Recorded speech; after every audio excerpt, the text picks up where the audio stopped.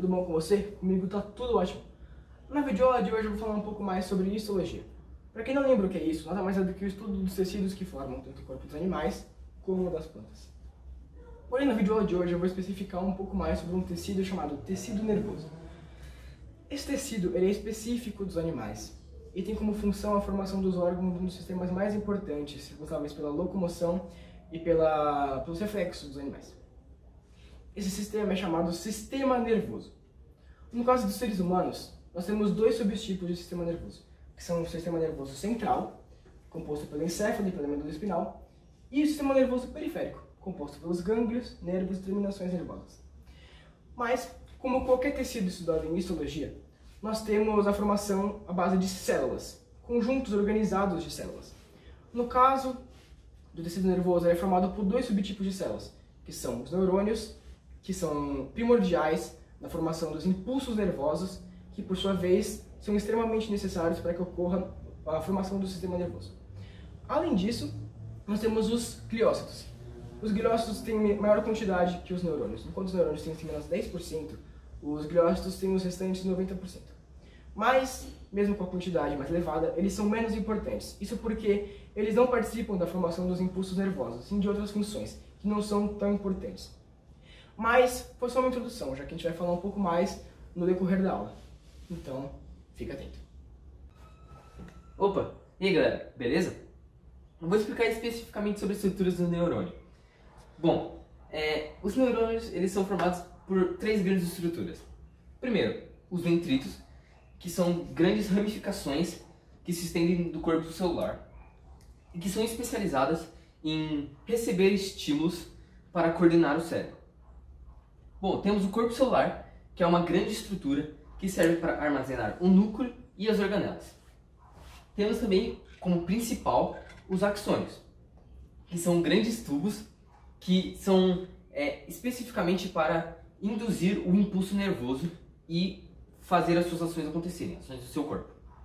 Bom, a gente também tem as ramificações terminais, que são os ligamentos para tudo no nosso corpo funcionar.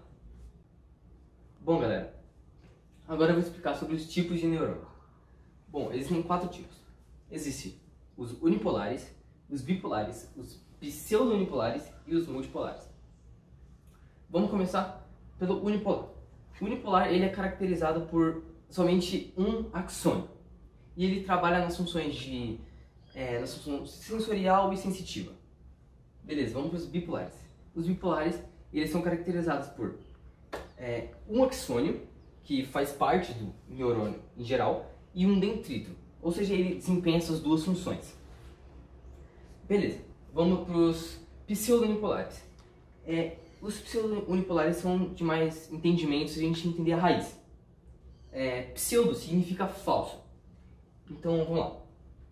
Os pseudo-unipolares, vocês podem ver aqui na imagem, que todos os neurônios, os tipos de neurônios, estão ligados ao núcleo. Porém, o pseudo-unipolar é o único que não está ligado diretamente ao núcleo, e sim uma ramificação. Por isso o nome de pseudo. Beleza, vamos para multipolar. O multipolar são os neurônios mais encontrados no nosso corpo. E por isso eles desempenham uma função muito importante na área sensitiva e sensorial. Bom, chegando ao ponto crucial dessa videoaula.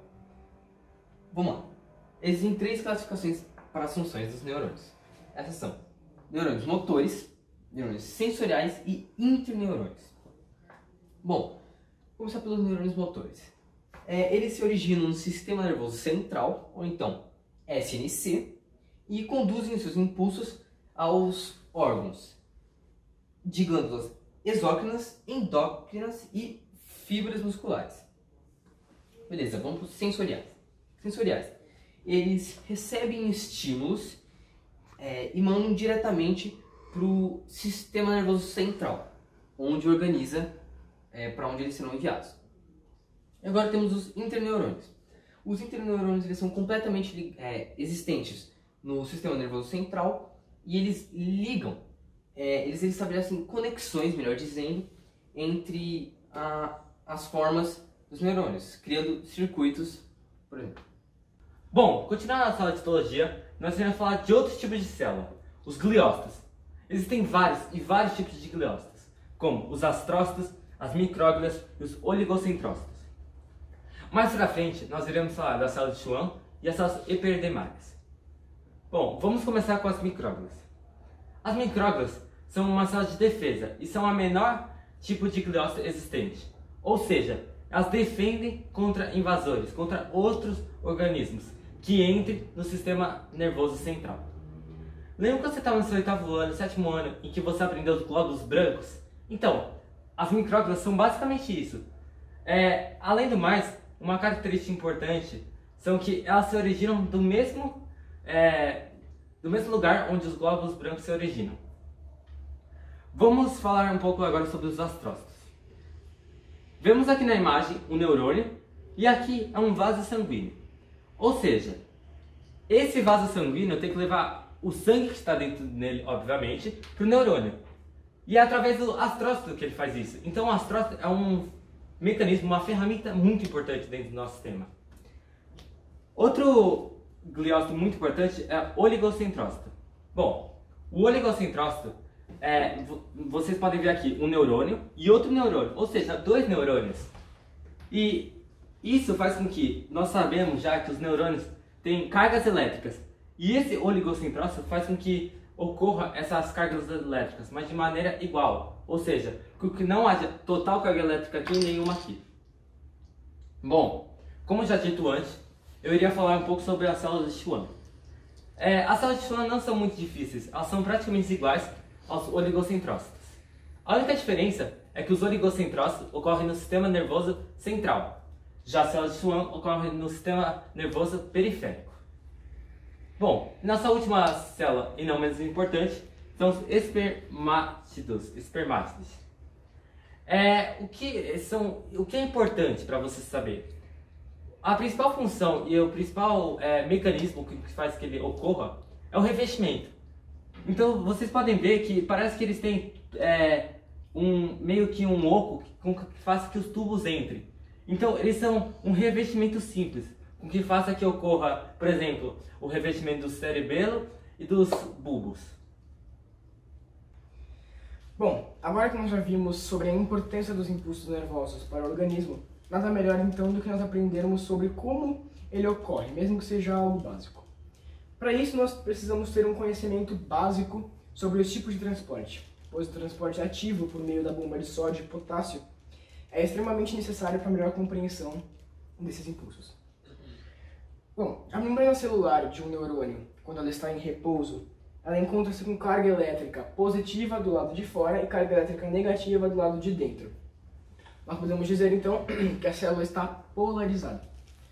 Essa carga elétrica ela se encontra diferente graças à bomba de sódio e potássio, que mantém os íons de sódio sempre em movimento, geralmente para dentro, e os íons de potássio geralmente para fora, mantendo-se sempre contra o gradiente de transformação.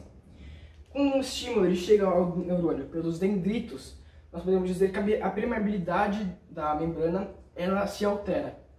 Então, ela ganha o nome de célula membrana despolarizada. Então, ocorre um movimento em forma de onda que caracteriza a movimentação do impulso nervoso pela membrana do neurônio. Imediatamente após a passagem desses impulsos, o neurônio ele automaticamente se encontra em processo de repolarização, fazendo com que as cargas elétricas elas se alterem, voltando ao estado inicial, preponderando assim para que ocorra um novo início de um novo impulso. Bom, galera, beleza? Vamos aqui para nossa última etapa. Tipos de sinapse. Vamos começar. O que é sinapse? Bom, a sinapse ela é uma região especializada na informação entre um neurônio e outro neurônio, ou então entre um neurônio e a célula, seja ela de onde for o corpo. Beleza. Vamos explicar um pouco tipos de sinapse. Temos 2 tipos, tipo elétrica ou tipo química. Elétrica, ela é caracterizada pela corrente de íons, corrente elétrica. E outra característica é que ela não tem nenhuma modulação, não tem variações, e a troca de informações ela é rápida e ágil. Vamos para a química agora. A química, ela tem mediadores químicos, que são reguladores dos componentes que entram e saem para a troca da sinapse. Temos o controle e modulação da transmissão, que é outro mediador da transmissão. E temos um processo lento de informação, diferente da sinapse elétrica. Outra coisa importante que a gente tem que lembrar é que na sinapse geral existe a fenda sináptica, que é um espaço, é literalmente uma fenda, que ocorre a troca de íons, mas por ser uma fenda não é uma troca direta, não tem um contato direto entre os íons. Beleza, vamos agora para os neurotransmissores. Vou falar de um dos principais, existem 10 principais. Um dos é a adrenalina. A adrenalina ela tem uma baixa concentração no SNC, que é o sistema nervoso central. E essa é uma grande diferença da noradrenalina. E é isso, galera. Obrigado. Bom, eu vou falar de uma doença muito comum nos idosos, que é o Alzheimer. Que ele é comum mais atualmente do que antigamente por causa da expectativa de vida das pessoas. Então, o Alzheimer é uma doença que, como você pode ver aqui, danifica o cérebro, causando cavidades nele. E essas cavidades impedem que aconteçam ligações sinápticas. E aí, a pessoa, conforme vai desenvolvendo essa doença, vai começando a esquecer coisas básicas, que é o que ela comeu, o que ela jantou, almoçou, até quando ela ficar muito avançada, que a pessoa começa a esquecer seus familiares e começa a esquecer como respirar e come. Assim, precisando de um auxílio externo de equipamentos do hospital. Outra doença também que eu vou falar é o mal de Parkinson, que ela é decorrente do comprometimento do sistema nervoso central em determinadas partes do cérebro. E ela causa principalmente a tremedeira em idosos. A gente já aprendeu sobre o conteúdo, Vamos fazer algumas questões. Não, mano, questão não, é importante. Vamos lá então. Questão 1. Podemos organizar o sistema nervoso humano dividindo-o em duas partes. Sistema nervoso central, SNC, e sistema nervoso periférico, SNP. Com base no seu conhecimento sobre o tema, marque a alternativa que indica corretamente as partes do sistema nervoso central.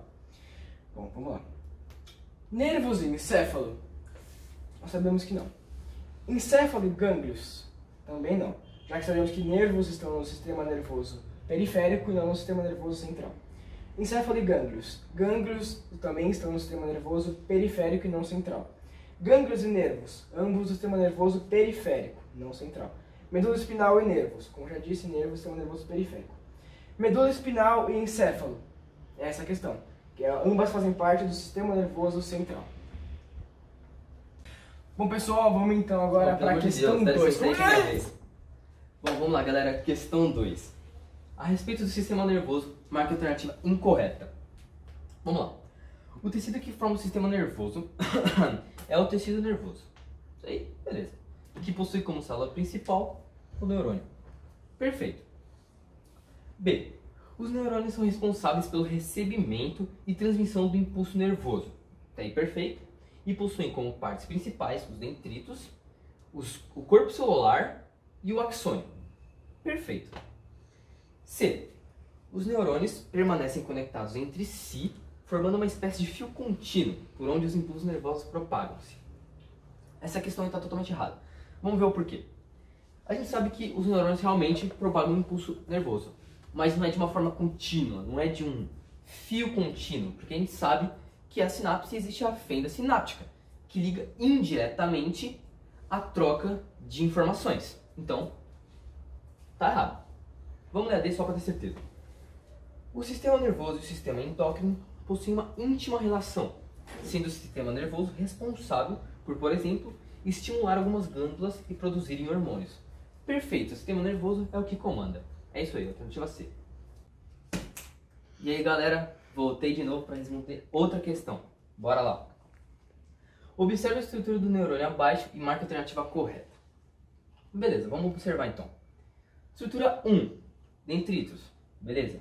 2, corpo celular. E 3, axônio. Até aí de boa. Vamos lá, alternativa A. A estrutura indicada pelo número 1 é o axônio. Não, a gente acabou de ver que é o dendrito. Errado, elimina. B. A estrutura indicada por 2 é o corpo celular. Vamos ver? Até aí, de boa. Local de onde partem os dendritos e os axônios. Ó, saiu do corpo celular, perfeito. Vamos checar as outras. Estrutura 3 é o dendrito. Pode parar por aí, é o axônio. Completamente errado. Estrutura D. Transmissão do impulso nervoso sempre ocorre no sentido 3, 2, 1. Não, completamente errado. A gente sabe que o certo é que parte do dendrito vai para o corpo celular e depois, posteriormente, para o axônio. Errado. Alternativa E. O axônio, estrutura 2, pode eliminar. A gente sabe que o axônio é o 3. Logo, alternativa correta, letra B. Bom, agora a gente vai para a nossa última questão, a questão 4. E talvez até a mais difícil entre todas. É difícil não, para com isso. Bom, quero ver se vocês acertarem então. E é verdade, não é muito difícil, exige mais interpretação. Bom, FUVEST São Paulo. Qual dos seguintes comportamentos envolve o maior número de órgãos do sistema nervoso? Alternativa A. Salivar ao sentir o aroma de comida gostosa. Alternativa B. Levantar a perna quando o médico toca com o martelo no joelho do paciente. Alternativa C. Piscar com uma aproximação brusca de um objeto. Alternativa D. Retirar bruscamente a mão ao tocar um objeto muito quente. Alternativa E. Preencher uma ficha de identificação. Vou dar alguns segundos para vocês pensarem enquanto isso. Bom, pensou? Então beleza. Como vocês podem ver, da A até a D existe um ponto em comum, um aspecto, em que todas são reflexos, ou seja, não existe muito das áreas do cérebro. Então, a nossa alternativa é a E, por justamente isso. Por as outras não exigirem muito, a E existe, porque é ela que completa todas as outras. Tchê! Tchons! Vocês que chegaram até aqui, muito obrigado. Mas também vou agradecer a minha equipe. Eu sou o Tunes Borges. Temos também o Denix. E o Victor. Muito obrigado. Nós agradecemos. Valeu, galerinha.